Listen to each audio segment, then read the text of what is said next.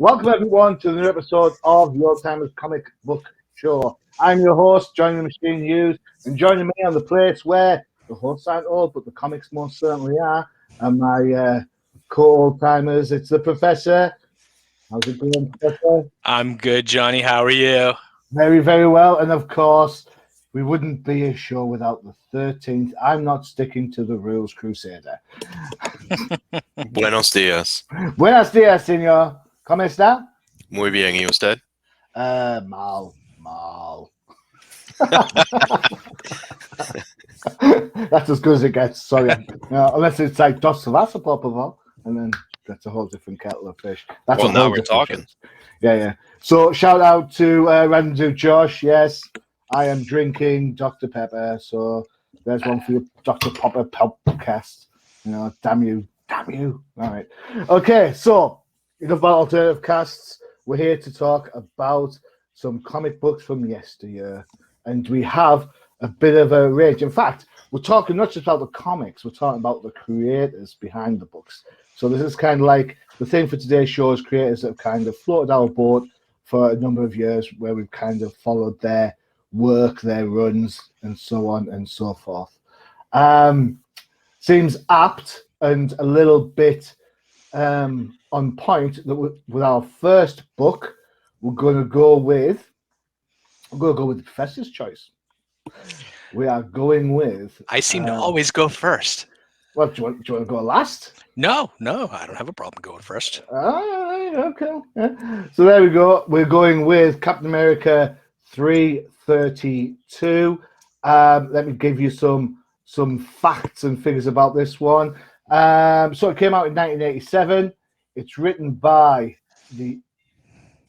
what's the word I'm looking for? Unestimable, super Legendary. popular, legendary. Yeah. All those words apply here.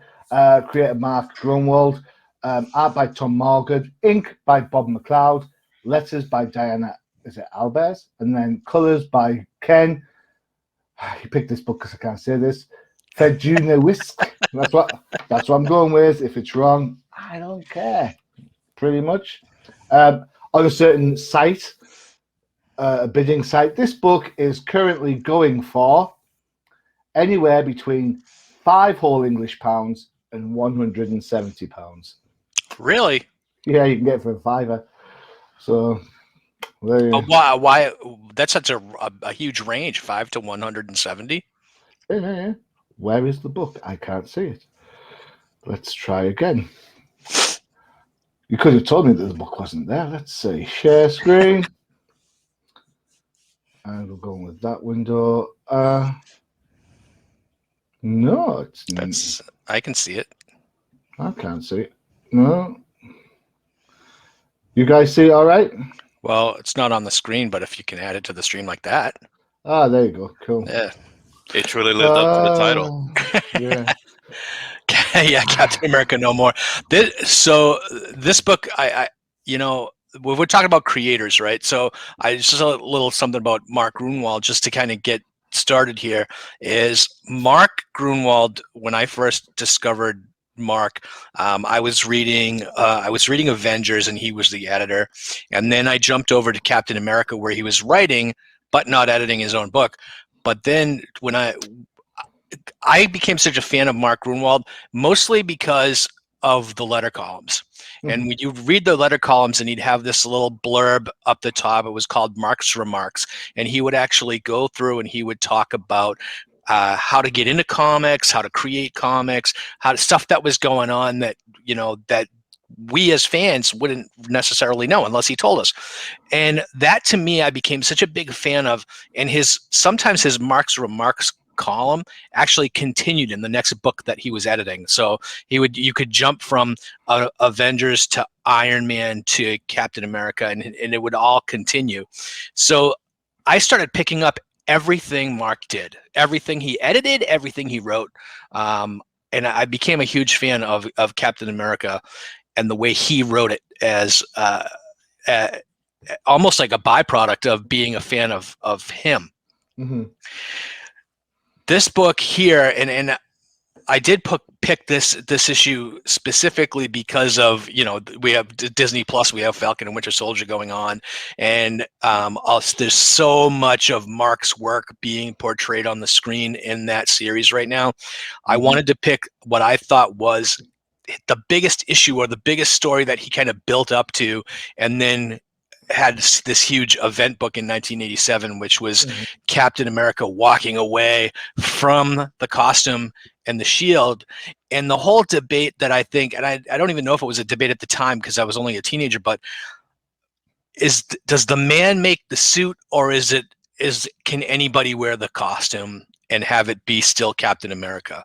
And to me, I thought Mark, the way he portrayed Captain America was always, it was Steve Rogers in the suit first, and he was portraying the spirit of America and the spirit of the people, and he was representing the people, not the people that ran the government. And here, where he created the commission, which was this group of politicians sitting in a half circle and setting down their judgment on you can either stop being Captain America or you can come back and work for us. And I've read this book. It's not like that. It's you be Captain America for us, I can pay your taxes. That's the way it works. That's what it came. It did come down to that too. And it's not as simple as that really, but the whole idea of it and the stuff that the government was throwing at him, the tax thing was interesting too. Really kind of, I think, drove Steve's decision, right, to kind of walk away. Yeah. And to me, the different positions of the different characters in this book, because you do have John Walker in here too, currently in his other guise of Super Patriot, right? And you can see it coming down the pike. Like, it's set up. At this point, Super Patriot or John Walker has been around for, I think, maybe 8 or 9 months in this book, where he had come up against Cap, and kind of like the ideals have been kind of clashing, because Super Patriot, obviously, he loves America, but he's more of a government puppet. Like, he would be that person that would just follow orders. All right, so just let me interject there a little bit. Sure. Because the 80s and 13th, you can weigh on this as well. The 80s and early 90s were down with dark characters. That's what they wanted. They wanted like the back broken. They wanted different Supermen kicking around. You had Venom running around being an anti-hero. Are you saying then, and 13th, what do you think of this? Are you saying then that John Walker is the very first dark iteration of a classic character such as Cap? Are all the dark characters his fault? Is basically what I'm saying. No, because they actually did it before, and they did it back in the 70s. Steve Englehart did it in his run early, where he had the Captain America from the 50s come back, and he was a nut job, and so to me, I think Steve kind of portrayed almost this storyline before, and that was the last time in 1974 when Cap walked away from the costume and became Nomad. Ideally, he only did it for like 3 or 4 issues, but everybody remembers that story. But I think the spirit of that story is here, but more fleshed out. He spends, I think, Steve spends a year as the captain in the black suit, and Super Patriot becomes Captain America, and I mean you could see it being portrayed on Disney Plus how that worked out for him even in the comic. But for me, Mark Gruenwald spent 10 years creating Captain America. He has the longest run on Cap of any creator ever. I can't really shut out the artists like Tom Morgan. He already also worked with Paul Neary, Ron Lim, Karen Dwyer. He worked with a ton of different artists on this book. but Mark was the constant throughout, and he drove some classic Cap stories. The Serpent Society, I love that one. I would say, Modoc. oh yeah, He did some classic Red Skull stories, but he introduced a lot of new characters. He introduced Crossbones. He introduced a bunch of characters. He actually had Cap in a relationship with Diamondback from the Serpent Society, which was a little different at the time.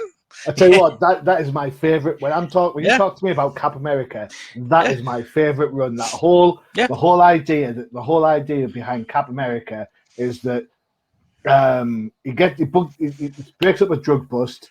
Crossbones is there, and some cocaine or whatever drug it is in the Marvel universe interacts with his super soldier serum, and it comes up to the conclusion that, bearing in mind this is the time of high steroids in Major League Baseball and probably professional football, it's kind of like, am I only a hero because of steroids? Am I just that type of thing?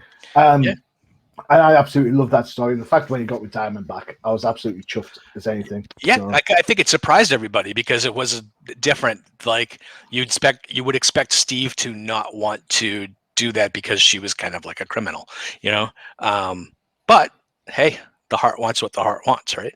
So, I don't think that there's a ton of runs, and we're going to talk about a couple of them, but Mark's run on Cap has been unequaled in Cap. Maybe Ed Brubaker had a really good run with great stories. Not as he didn't have the longevity that Mark did, and they had to literally pry Captain America from Mark's cold dead hand, which. If you talk to people in the industry that believe that Mark losing Captain America contributed to his death, his early death. You and I spoke to Catherine. Yes, Mark's partner, and she is fantastic. Yes. So, if anybody wants to check out what we're talking about, it is on UCPN. Go look for it. It's under No Prize Podcast. Outside the panels, we speak to Catherine, which was Matt Greenwald's partner. Yes. And if you want to know about Matt Greenwald, she is the definitive person, absolutely definitive person to find out. What we'll do when we'll put the link, we'll dig out the link for you, and we'll put the link at the bottom of the video so you can go and check that out. Please do. One of my favorite interviews. Yeah, definitely. 13th. Are you when Captain America throws his mighty shield fan? Yeah, during this era, I kind of picked up here and there. It wasn't really consistent, but as for this issue, and whatever issues I did pick up, I never mind. But yeah, I got to agree with Bud. I think this era of Captain America, I mean, if it wasn't good, it wouldn't be being portrayed all over the place and different things getting mined for in today's day and age. With this particular book, I think it's a good it's an important benchmark, right, in Captain's history. He's been through so much. He's the trauma he's endured to get to this point where he's actually stumped is a rarity to see Captain America in. So he's stumped because he believes in freedom, but in this book, it kind of gives you like, listen, freedom isn't free, right? Yep. And you had all these issues. Yeah, and there's a lot, in that time, in the late 80s, there were issues in real life internationally, and people had different ideas of how that should be dealt with. Yeah. So that's no different than today. You have one side versus the other saying, look, the only language they're going to understand is violence. And on the other hand, it's diplomacy. Diplomacy is not working. We try violence, that's not working. So it's a double-edged sword. But ultimately, Captain America is a person under the suit in Steve Rogers. And he has a certain set of criteria that he believes in. And he believes in the people, like Bud said. So I think this is like an important reminder that, we have rules and laws in place and people that kind of get you into the path of obeying the law and things like that. But to obey the will of a few people inside of a room may not necessarily line up with the ideals of an entire country. And I think that's exactly why Cap said, look, at the end of the day, you know, you want to charge me for taxes, that's fine, but here's your suit and shield, and I'm out of here. It's funny because I always think Captain America and Superman are related, not like by blood or anything, just by the ideas. I think that I think Clark Kent's a hero, not because he's come from Krypton or he's got his superpowers. I think it's just how he's raised. I think Clark Kent, with powers or without powers, will always do the right thing. And Steve Rogers is exactly the same. Well, I think we're gonna if we kind of jump over to Superman for a minute. I mean, the classic red and blue color scheme, and there's an iconic golden age picture of Superman with him holding up the bald eagle, with the bald eagle on his hand. I love that one. Yeah, I mean that to me, there is that's DC's symbol of America, really, and that's he's Superman. Middle America, and his raised for the values to love his country. So, and I think that's actually what made Superman Red Sun totally readable. Yeah, correct. Because it's the same motif. It's we've digressed a little bit, but Red Sun. For those who aren't aware of it, it's an Elseworld book in which what if, because it's that question, what if the shuttle, the pod carrying baby Kal-El landed in Russia rather than Middle America. Yeah. So that's the kind of the premise behind that. I'm sure we talked about it. If not, we should, because it's really good. Yeah. If I could throw something in here too, this book does go with a couple of clips of Cap's past when he was a soldier in World War II, and what happened when he gave up the title of Cap, and all the stuff he's been through, and all the people he interacted with, even children, and to try to help them. So he really got down to a personal level rather than a global level when he was fighting in World War II. So, but John Walker in here, the personality is pretty much it's all or nothing with John Walker, no matter what the cost. And you could see it in here with with the story with a terrorist, climbing on top or getting onto the top of the Washington Monument. He's just there to disarm the nuke. Whether the guy dies or not, he doesn't care. But as long as his mission accomplished, that's all that matters to John Walker. So it's a different brand of Captain America, if you will. And I think that's why right now that for those who are watching the show, they need to remember, like, look, don't get mad because it's not Chris Evans playing Captain America. Right? At the end of the day, he's a soldier, and that's the dichotomy here. Steve Rogers was a different brand of person, but John Walker is a soldier, and that's the end of it. You give him an order, he's going to do it, no matter what the cost. And that's what some envision Captain America to be, at least in this era. And I think that's what they were trying to show. But Cap was did the hardest thing that he could ever do, and that was give up the suit. Yep. You're absolutely right, 13th. And for those people who are hurling abuse at John Walker character and possibly the actor as well across different social medias, I would just like to say that you're supposed to dislike the character. He's not likable. That's the point of it all. Right. That's the point of having him versus Cap, in that you can see the two differences. It's not supposed to be a replacement. That's the correct. Point it makes you appreciate the Steve Rogers Captain America even more. Yep. Definitely.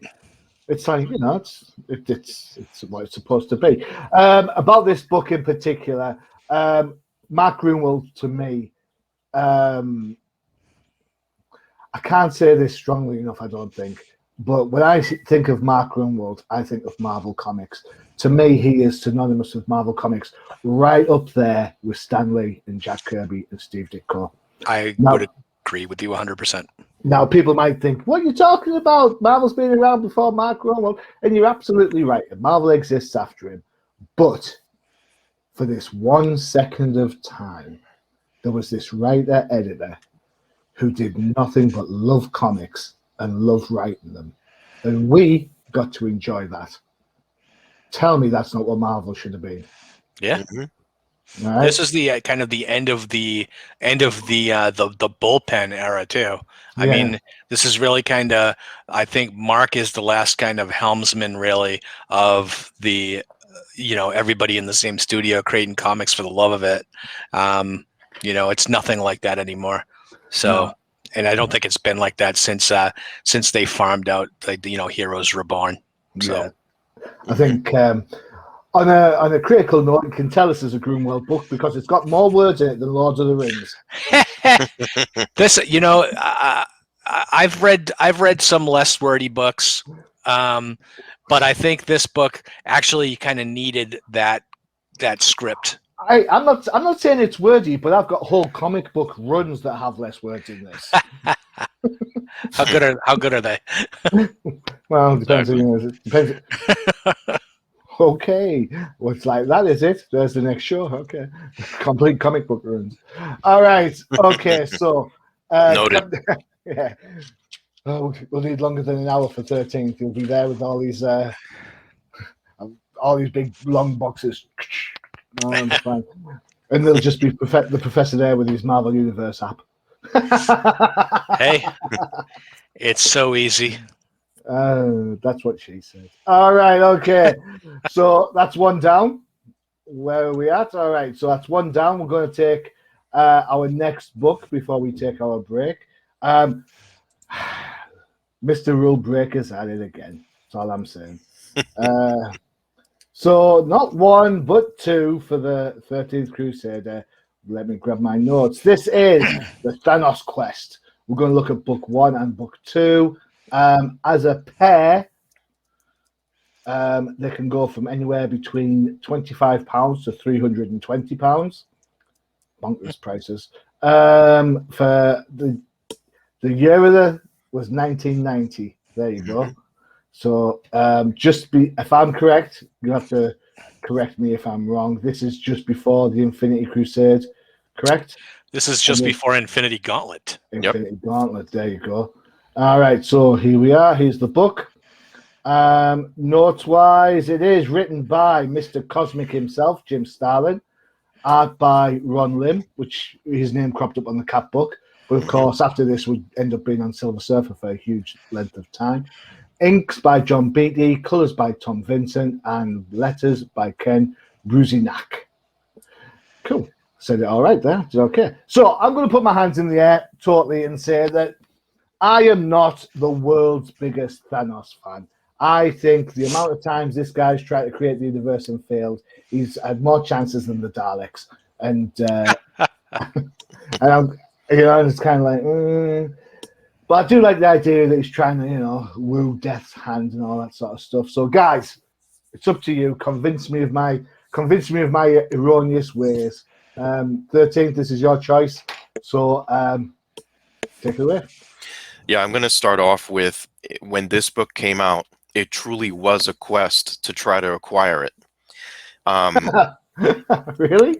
I remember going to a couple of conventions in New York City in the early 90s with Alex, and he can tell you this, that he knew how long it took me. It took me a while to get my hands on both books. I saw it at a convention once. I passed up on it, couldn't find it, and then eventually I was able to find it, and I did not relinquish it. And I went after it because I had very little exposure to Jim Starlin.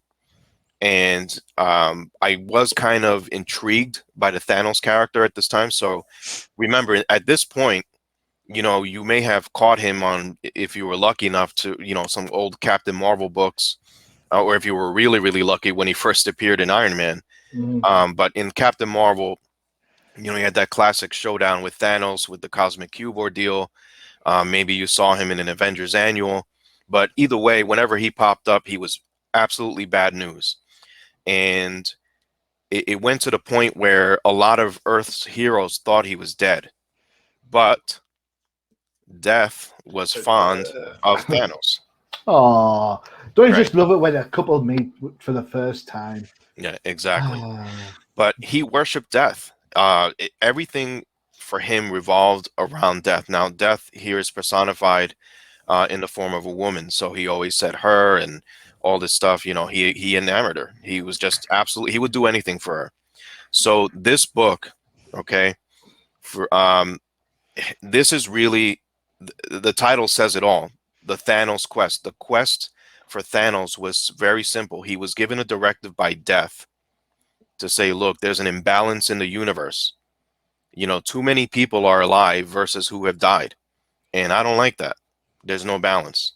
I need you to fix it. That's why I brought you back from death. But I'm going to give you a new body. I'm going to give you powers greater, way greater than you had before. So this way, you know, you should be able to do this. But Thanos, who is a genius in himself for a villain, knew that this would take centuries to accomplish. But there was a shortcut, and he learned what that shortcut was, and that was to possess what were known then as the 6 soul gems, which he said should be called the Infinity Gems. So right off the bat, I'm going to stop right here and say for the fans of the film who have never read the book, in the comics, they were originally called the gems, not the stones. And this book, clearly, you don't need to be a comic book historian to understand what's happening. I think Jim Starlin does a masterful job of breaking what every character is doing in here, and you're along for the ride with Thanos. You're along for the ride on how he's gaining this knowledge and what it means, what his plan is, but yet he leaves a little bit back, reserves a little bit for certain scenes where you're just like, no way did he just trick the owners of these gems at the time. And most of these owners were known as elder gods. So these were very powerful beings. They're their own universal entity, if you will, but or you know, a staple of the universe. But he tricked them all, and this just puts Thanos from, you know, a world conqueror. Now this is a universal, somebody that's trying to become a universal conqueror. You see the steps, the gradual progression. The art in here, I love. I love Jim Starlin art. Don't get me wrong.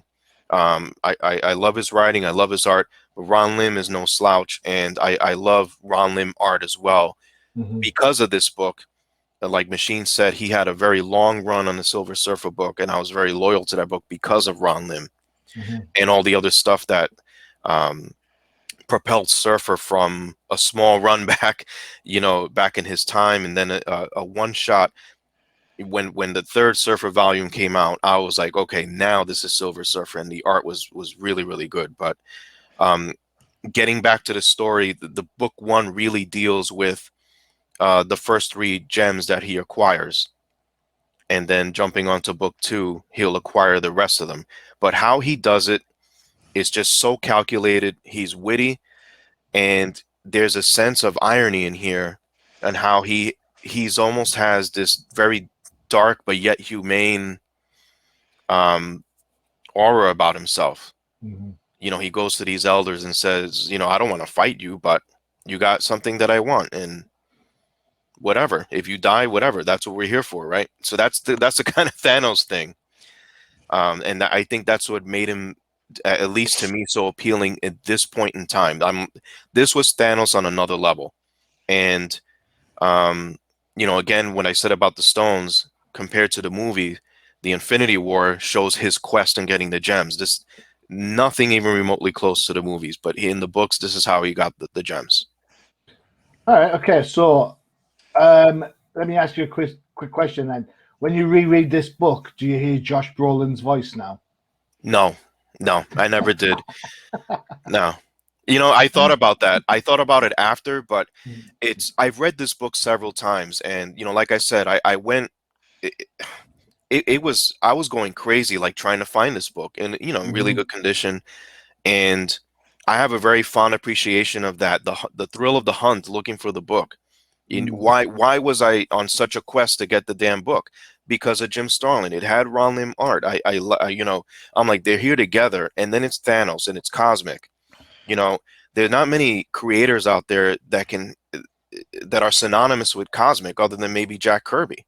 Yeah. So, you know, you put Jim Starlin, I'll throw him in that same pot. You know, look at all the stuff that's come out of Jim Starlin's cosmic stuff, you know, throughout the years in Marvel.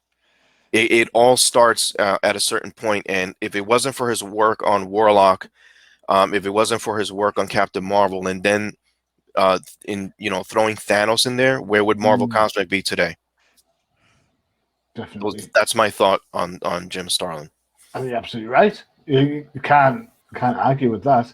All right, excellent, Professor. Yeah, I mean, I feel like I have a lot to say about this book. Maybe not this book, but Jim Starlin and Cosmic in particular.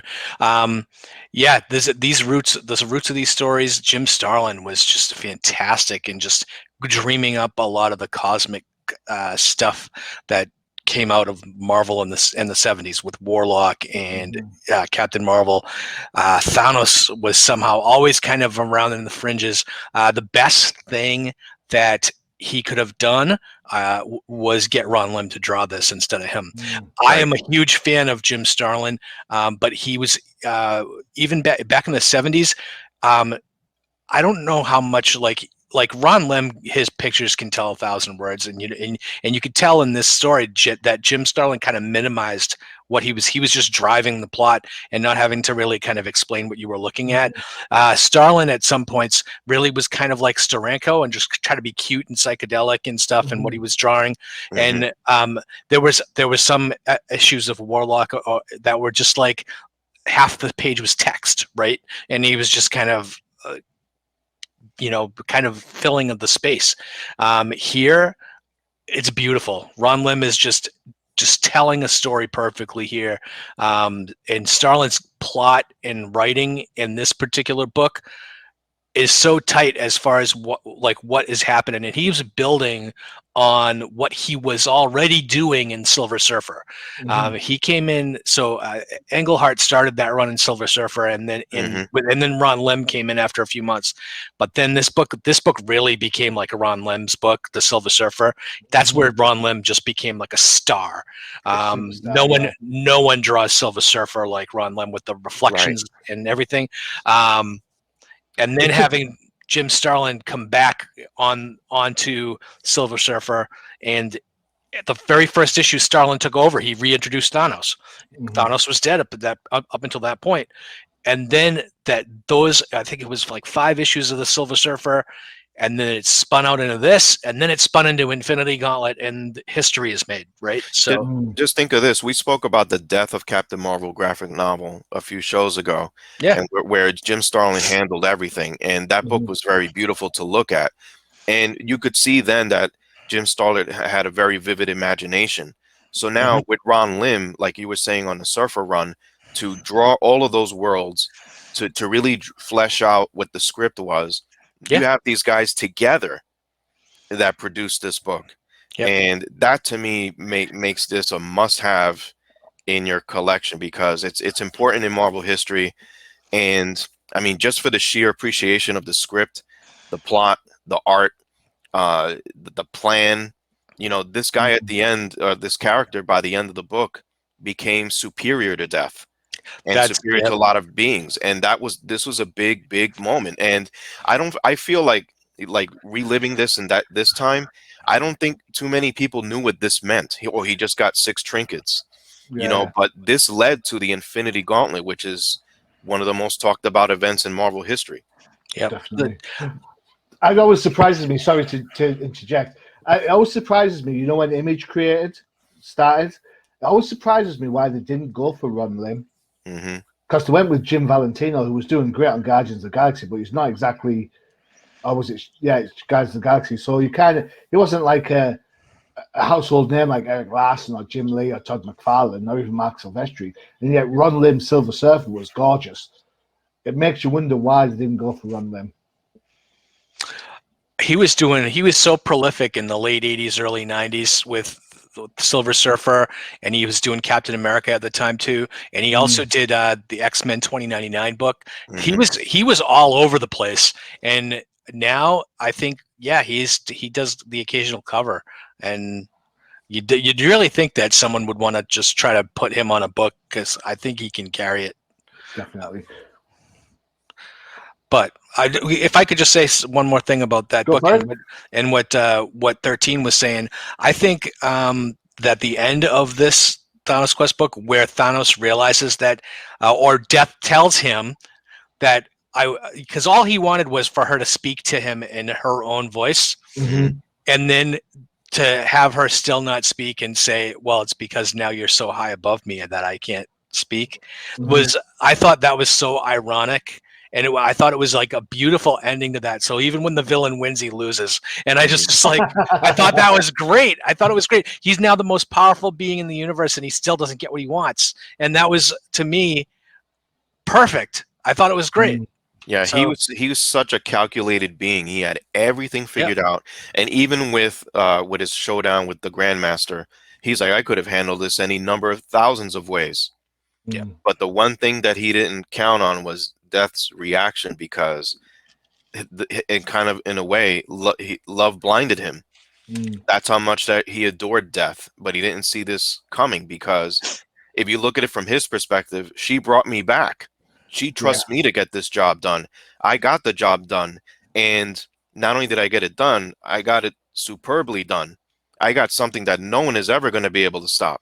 Yeah. But now she realized what she unleashed, and that was the problem.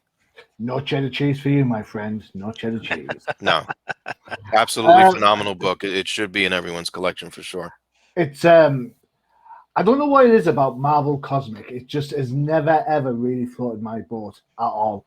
But the whole Thanos thing, I love the idea of how he's kind of trying to romance death.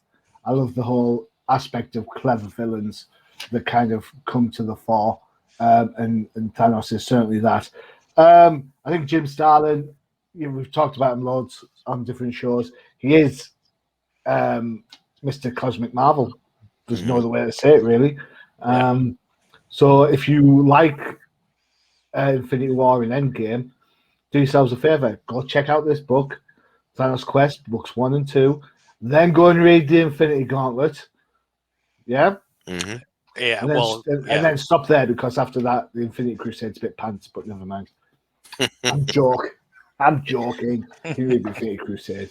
Okay, there you go. Ron Lim's art is gorgeous. It really works. It has that epic feel.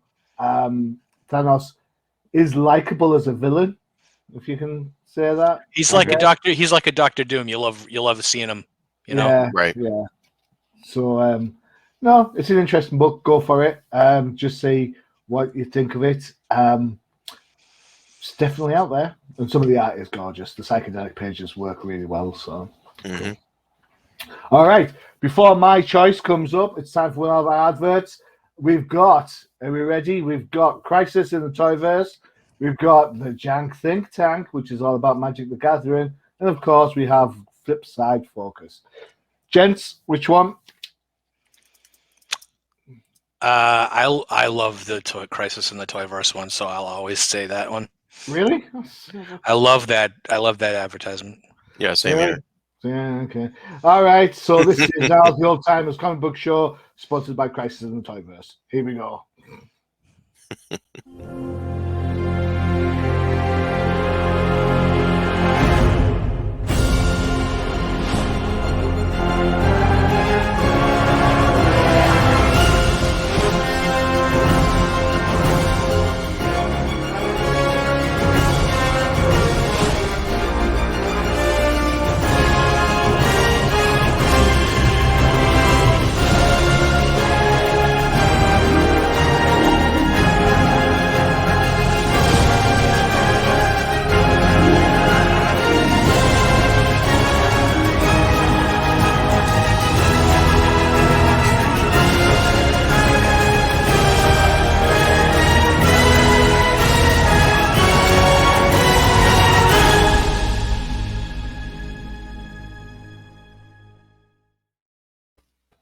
And there you go. It is a very good advert. A very good advert, to be fair.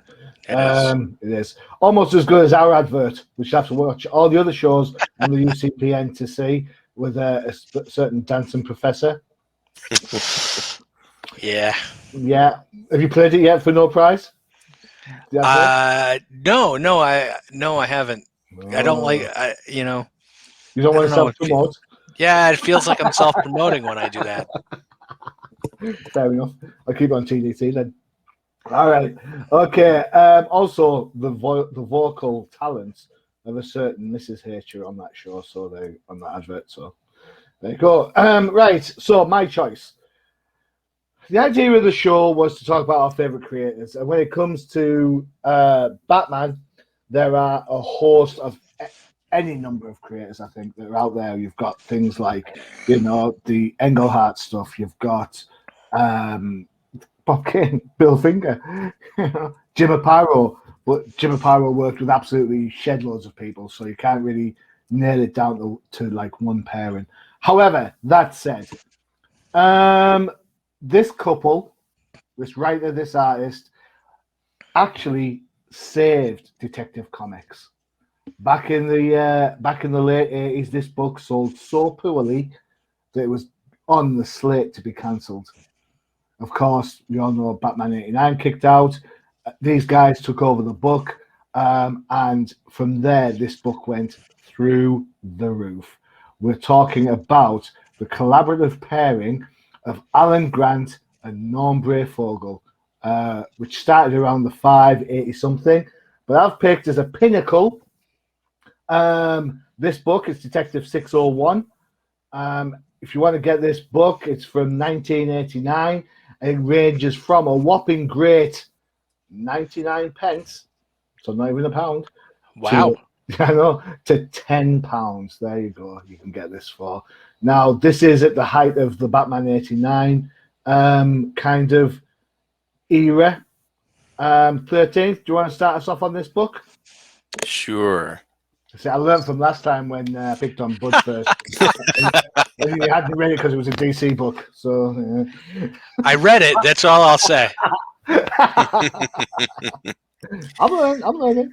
All right, 13th. Yeah, we've said before, like we had a tough time like picking our favorite creators for Batman. There's so many, and when you picked the anniversary issue a few shows ago, we discussed that, like how difficult it truly is to pick a good creative pair.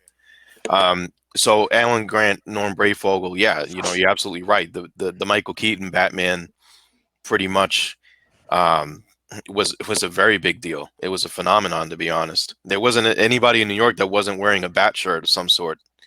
But on the comic book stands, this is what you were getting, and Machine is absolutely right that I used to go in Brooklyn. I used to have a few spots where I would get comics off the newsstand, and it got to a point where I was seeing issues that didn't sell of Batman still on the newsstand weeks later. So there was kind of like overfill, if you will, at the newsstand, and that's not a good thing. So one of the things that made it appealing for me when I was going rummaging through books was Norm Brayfogle's art. I always loved the Batmobile design of his. I just liked the way his art flowed with Batman. It just gave it a little bit more of a darker feel. Alan Grant, I felt, was more of and I don't want to compare him to any of the other writers, but I felt like his Batman was a little more aggressive. And I'm not saying that as an insult, I'm saying that as a compliment, where in the past you would see Batman way too much as a detective, way too much in the case, and you could kind of get lost in that. But I think Alan Grant did away with all of that and just focused on the action of Batman. And I think that kind of blended well with what Norm Brayfogle was trying to do. So you could see like his panels, some of them are tilted, kind of like the old Batman, the 66 Batman shows. So that was a good call for that. The panels would split in ways you may not see before. So it definitely grabbed attention. And I think just with those designs right there, this book definitely had more, it was more of an eye grabber. And then certain ways that Norm Brayfogle drew Batman, he still, again, there was more action, but he still stuck with, at the end of the day, Batman is a detective. There's a panel in here where he's kneeling down, grabbing cash. He's thinking, but his facial expressions of Batman, I think, never get lost. So, and I think that's what I appreciate with Norm Brayfogle. But as for this particular story, it's it's a typical detective comics of the day where you would get the occasional Bat villain, but then they would also mix in just your normal Joe Schmo here and there, and that's how I felt like this book was. But this is really their first, am I right? Their first work together in detective. So That just started back in around the 587, Yeah. 584, and then it was Alan Grant and John Wagner were on That's the right. credits. Both Alan Grant and John Wagner were used to working with lawmen, having worked on Judge Dredd for 2000 AD for a number of years. Somewhere along the line, John Wagner dropped out, and Right. it became Alan Grant solely. right. But there are some classic covers around the 580s. hmm So I'm going off the top of my head. I haven't looked it up. It is around 587, something like that. Yeah. I'll give out other shout outs because I missed them. So inks are Steve Mitchell, letters of Todd Klein, and colours are by the colorist of the time for DC, which was Adrian Roy. So there you go. That's everybody covered off. Lovely. Okay. Professor. Yeah, so I was familiar with Alan Grant from his Punisher stuff. I think he Okay. did Punisher for a while, right? After Batman, yeah. After he did Batman? Or I think before? so. I think it was after. Okay. Well, I thought I liked Alan Grant on Punisher, and that's just kind of almost like how I felt reading this. Was almost like it might have been a Punisher story with no discernible villain really. This guy was kind of a throwaway villain, but Punisher never had villains, right? Punisher was always just taking out the drug dealers, and every once in a while maybe you'd get like a Jigsaw or something, like some mob boss. But Punisher never had like any super villains. And here, I think this was the era that kind of Batman and Detective really were kind of getting away from using Batman's rogues gallery, right? They were kind of either dreaming up some new ones that never really caught on, or just kind of like a 13 just said, some Joe Schmoes. What did they have to lose at this point with the sales the way they were? You know what I'm saying? Yeah, Well, you're absolutely right. Yeah. You say that, but just in case, you've got to think Alan Grant, Norm Brayfogle created the ventriloquist. That's my favorite Brayfogle, I guess, portrayal. When these like whenever I think of a Batman villain that Brayfogle drew, it's always ventriloquist. But you know, if I was to, and I'm afraid to say, like, to criticize Brayfogle for me, is sometimes his work to me didn't really pop off the page. It seemed like a lot of it, you know, even like looking at this Batman in the shadows, so much black. His Batman sometimes just looked really two-dimensional, like he just felt kind of like he steamrolled it and then put it on the page, or like with a rolling pin, just kind of flattened him out. You know what? I can kind of see where you're coming from on that one. But it's stylistic, right? I mean, that was Brayfogle's style, and it's like you're so used to, especially with Batman, you're so used to dynamic, pardon the pun, poses and action that sometimes it's hard to draw him just sat still or just stood up because there's no motion in play. There's no point in having a cape if it's not going to be swaying in the wind somewhere. Right. And he always seemed like really long to me. Like if he came in, he was always like against the wall, and he always looked like, you know, coming up on you like you know, like he's gonna surprise you, like with the ears, and then his shoulders, like his shoulders come out like a mile. So it was very, I mean, you could look at it and say it's Brayfogle right away. You don't have to think about who it is. But like I said, you know, sometimes it just seems flat. And like when I say flat, I don't mean uninteresting. I just mean he looks like Flat Man from Great Lakes Avengers or something like that. Harsh. All right. Batman and Great Lakes Avengers in one sentence. I never thought I'd see the day. Yeah. And that's how the pod ends. All right, okay. So for me, Brayfogle is up there with Jim Aparo as a bat artist. Back in the day, I used to collect comic books as a kid, and then of course, as you do, you fall off the wagon somewhere along the line. And with the hype of of Batman in the cinemas and stuff, I went back and bought some comics. This was one of the first Batman comics that I bought. This and The Many Deaths of the Batman, which is around 432 in Batman, which was written by John Byrne, art by Jim Aparo. I fell in love with Brayfolger's art, but I totally agree where you come from with the whole 2D sort of thing. I think there is an element of animation to his art, and when you've got nice panels like Batman crouched on the dock there, how his cape moves, that looks great. But there are other panels that kind of, you're absolutely right, kind of don't have that same sort of pop.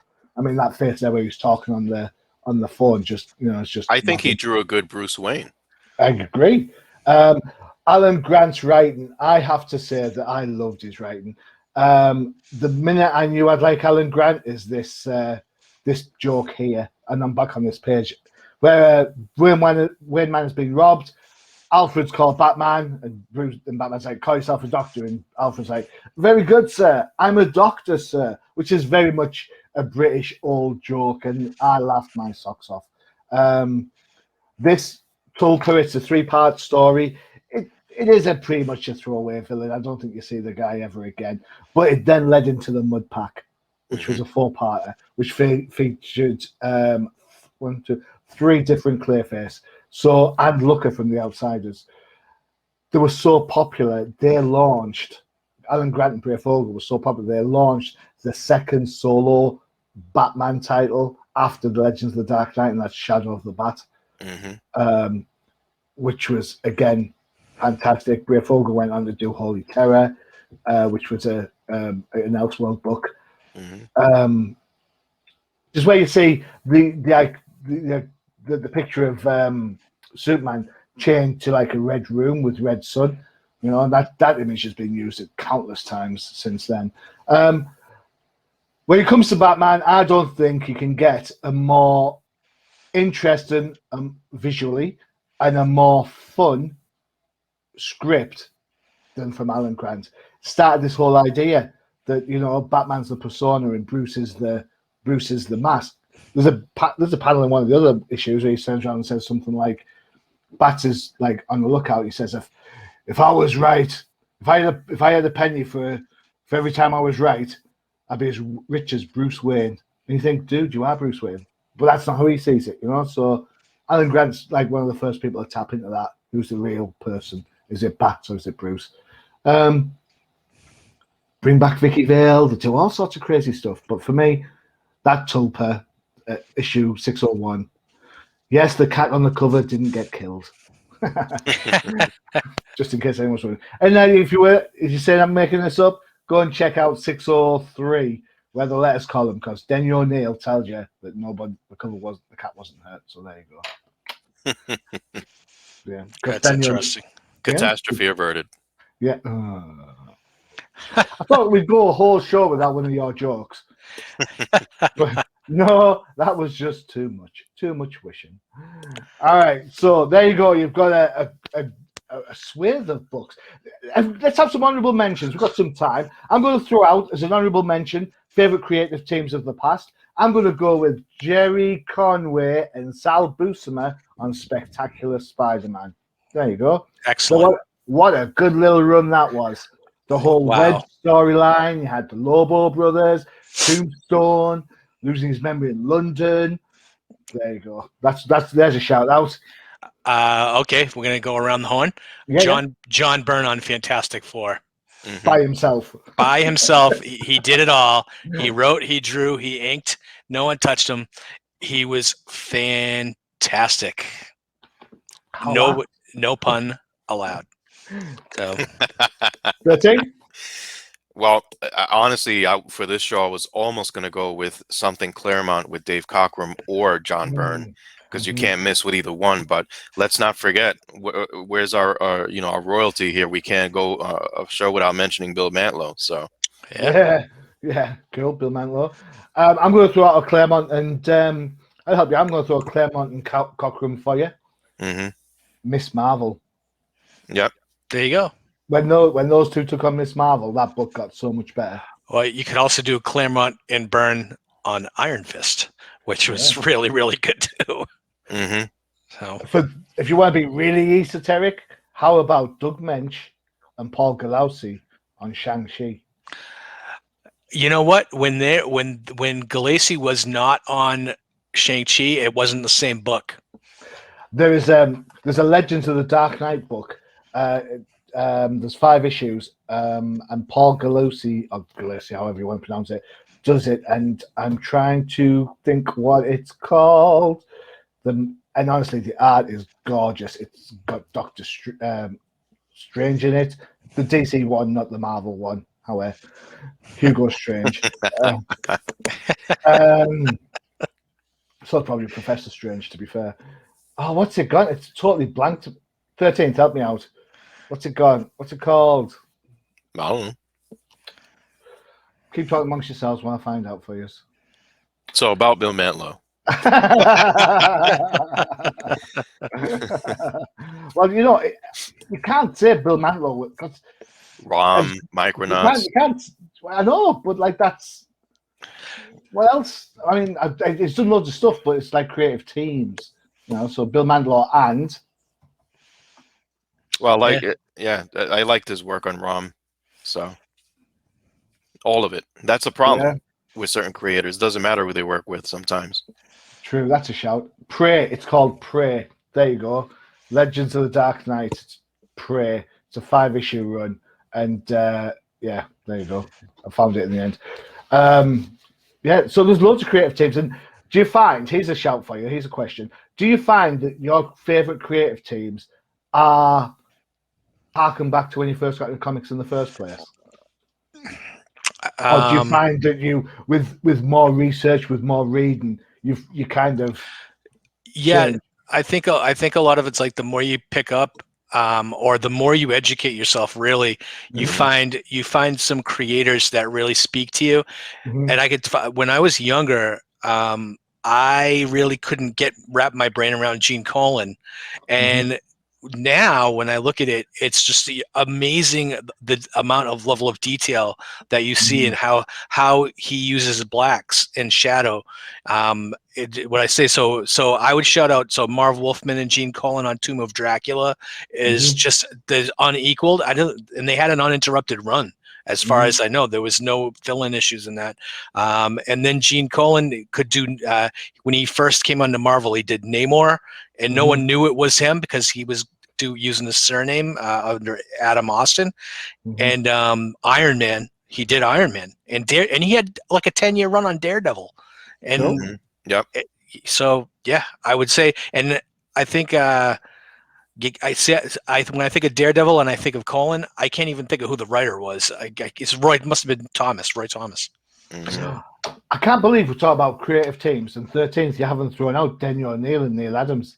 I was about to, Well, I like more the Professor. Do you believe it? No. Okay, but Steve Englehart too shouldn't be missed, as well from back then. But I was going to say something about Cockrum and Claremont. If it wasn't for them, that was really my first exposure to X-Men. And one of my cousins was an X-Men fanatic. He's older than me. At that time he had every X-Men book to date, going through the Dark Phoenix saga. So he was kind enough to let me read his run. But I was first exposed to the Giants, to the new X-Men.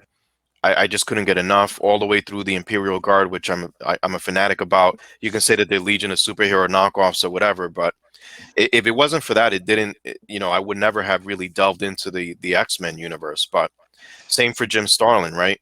Yeah. Like I got exposed just enough to make me want to really go out of my way to get Thanos' quest.